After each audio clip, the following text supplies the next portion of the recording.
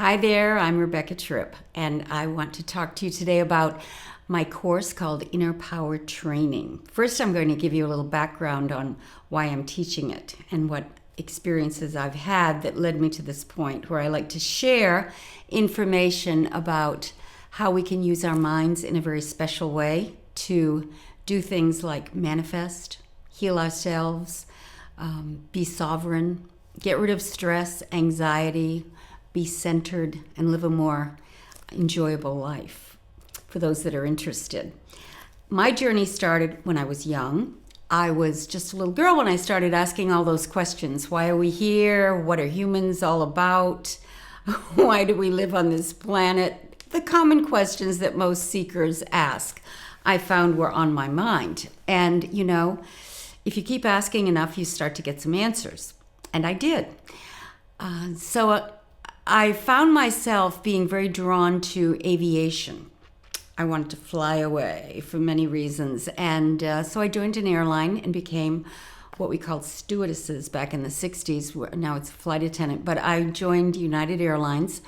And I started my journey. And immediately I met a man who taught me how to use creative visualization in order to manifest, because he knew how to do it. He had been trained by people that were friendly with Napoleon Hill, who wrote that book, Think and Grow Rich, back in the 1930s. But this was the 1960s, and this man showed me how to write down on an index card something that I desired, and if I would look at it before I went to bed at night, and when I woke up in the morning and feel like I had already gotten it, it would show up in my life. So I tried it, and it worked.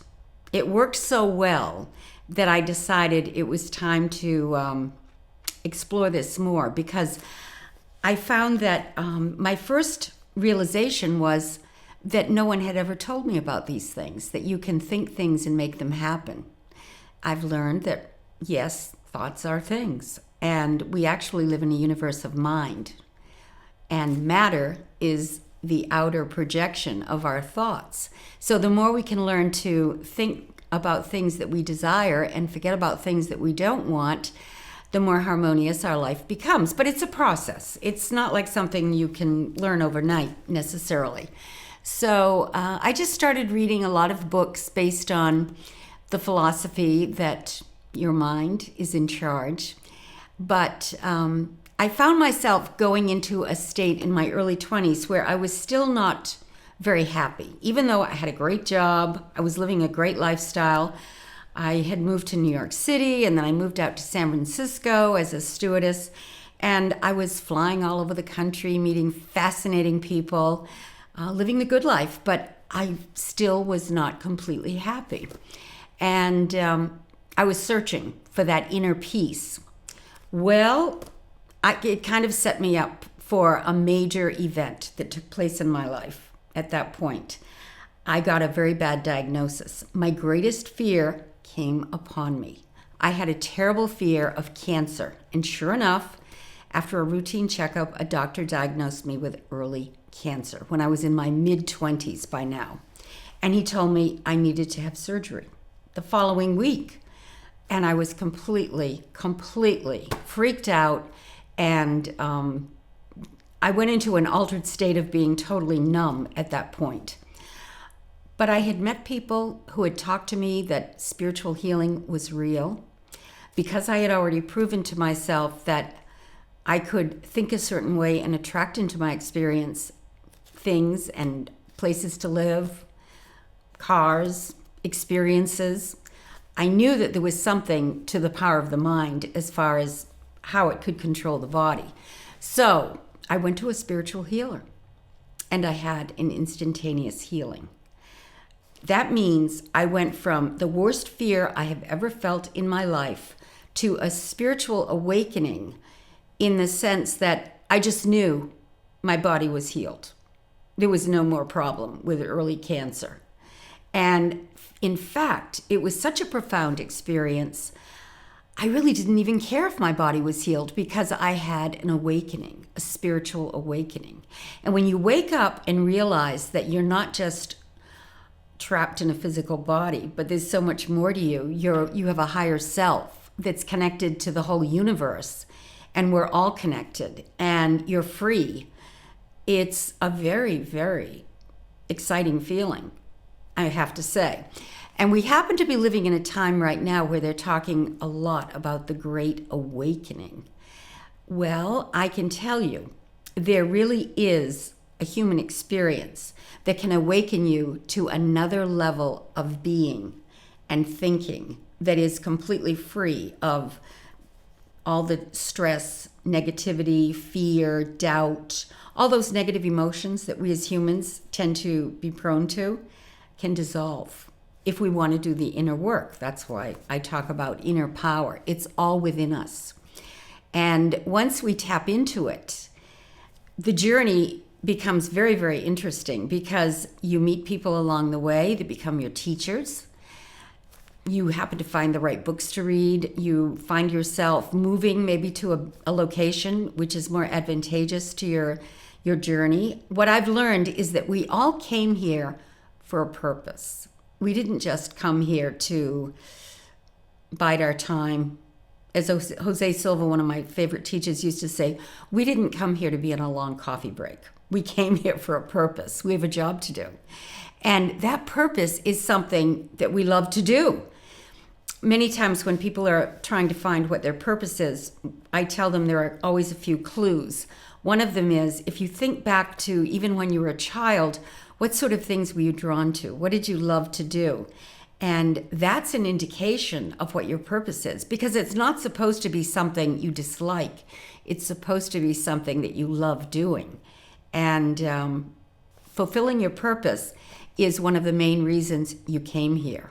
So many people at the end of their lives, I see them looking back going, gee, I wish I'd tried that or done that or done that. Well, you can try whatever comes into your consciousness to maybe try and give it a shot. Whether you succeed or fail at it is kind of irrelevant. It's a matter of just enjoying the journey, enjoying trying it and seeing how it works out. And if it doesn't work out, it will lead you to something better. That's the way it works. So, they say there are two emotions, fear and love. Right now, in the time of the Great Awakening, many people are being guided by fear. And when you're full of fear, it's very difficult to function at 100% because it takes away your energy. It puts you in a state where you're constantly watching your back, or you're thinking about something negative all the time, which keeps you from really living your life's purpose. Now, if you think loving thoughts about how the universe is taking care of you and you're living in harmony and everything is good and you can enjoy your life, you're going to have a much more beneficial effect from everything you do. That's just the way it works. There are certain laws that are governing the universe, I have learned.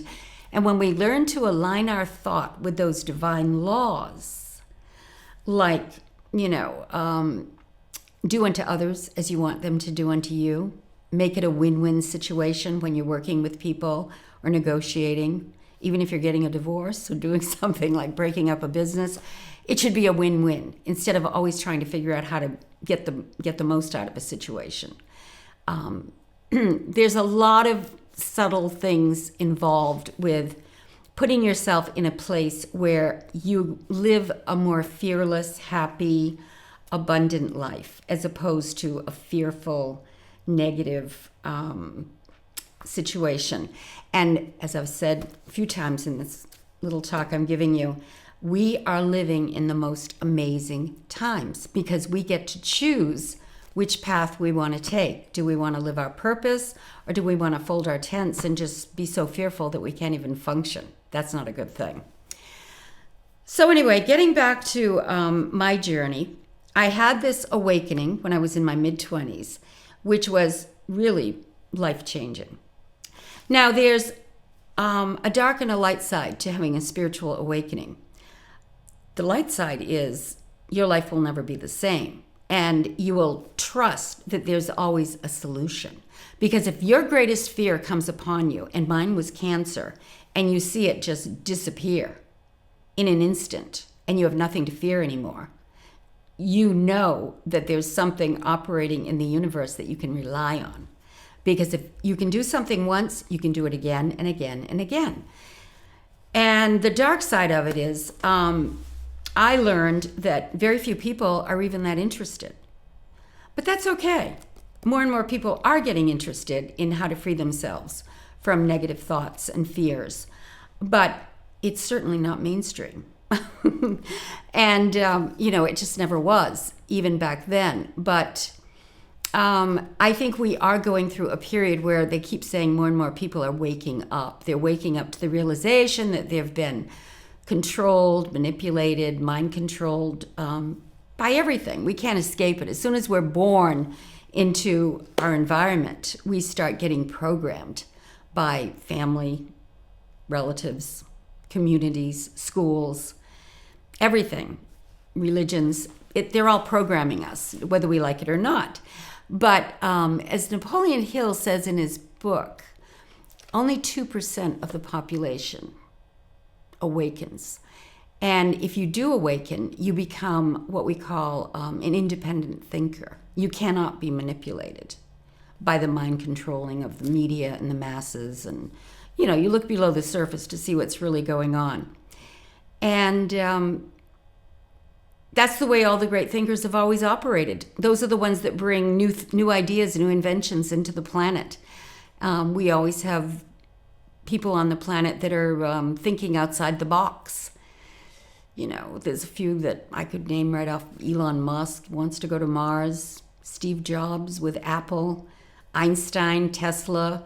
All these great thinkers were criticized a lot by their peers. They didn't have a necessarily easy time bringing their ideas into the three-dimensional world, but they persisted because they felt that inner calling to bring what they were seeing in their imagination, in their mind's eye, in their very being, that needed to be manifesting in the three-dimensional world. And so that's where we are today in our civilization, and it won't stop because there's always going to be people that are able to think outside of the box.